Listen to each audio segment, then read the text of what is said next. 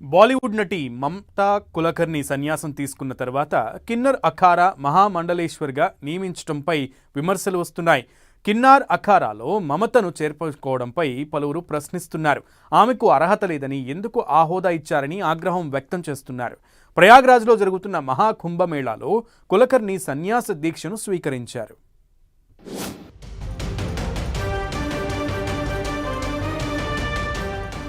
బాలీవుడ్ నటి మమతా కుల్కర్ణి శుక్రవారం సన్యాస దీక్షను స్వీకరించారు. ప్రయాగ్రాజ్లో జరుగుతున్న మహాకుంభమేళాలో సన్యాసం తీసుకున్నారు.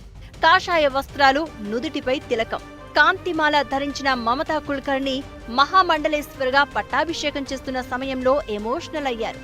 మహాదేవుడు, మహాకాళి ఆజ్ఞ మేరకు సన్యాసం స్వీకరించినట్లు మమతా కుల్కర్ణి తెలిపారు. ఆమెకు శ్రీమాయి మమతానంద్ గిరిగా నామకరణం చేశారు.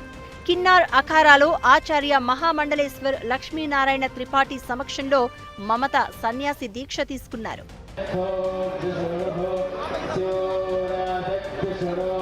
సన్యాసిగా మమతా కుల్కర్ణి కొత్త జీవితం ప్రారంభించారు. అయితే ఆమెను మహామండలేశ్వర్గా నియమించడంపై విమర్శలు వస్తున్నాయి. మహామండలేశ్వర్ కావాలంటే సరైన వ్యక్తిత్వం అవసరమని అభిప్రాయం వ్యక్తం చేస్తున్నారు. మమత జీవితంలో ఎన్నో వివాదాలు ఉన్నాయని గుర్తు చేస్తున్నారు. డ్రగ్స్ కేసులో జైలుకు వెళ్లి వచ్చారని చెప్తున్నారు. ఆమెకు ఇలాంటి హోదా ఇవ్వడం సరికాదంటున్నారు. కుల్కర్ణికి అర్హత లేదని, ఇది అనైతిక చర్య అంటూ ఆగ్రహం వ్యక్తం చేస్తున్నారు.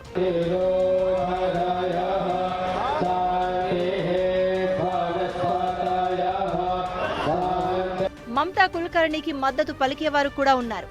ఆమెపై కేవలం రూమర్లు మాత్రమే ఉన్నాయని, చట్ట ప్రకారం నిరూపించలేదని గుర్తు చేస్తున్నారు. ఒక్కసారి సన్యాసం తీసుకున్నాక గతం గురించి ఆలోచించే అవకాశం లేదని సమర్థిస్తున్నారు. త్యజించడం ఎప్పుడైనా రావచ్చని, మమత సన్యాసం తీసుకోవడాన్ని స్వాగతిస్తున్నామని చెప్తున్నారు. మమతా కుల్కర్ణి 1991లో హీరోయిన్ గా ఎంట్రీ ఇచ్చారు. నన్బరల్ తమిళ సినిమాతో ఇండస్ట్రీలోకి అడుగుపెట్టారు.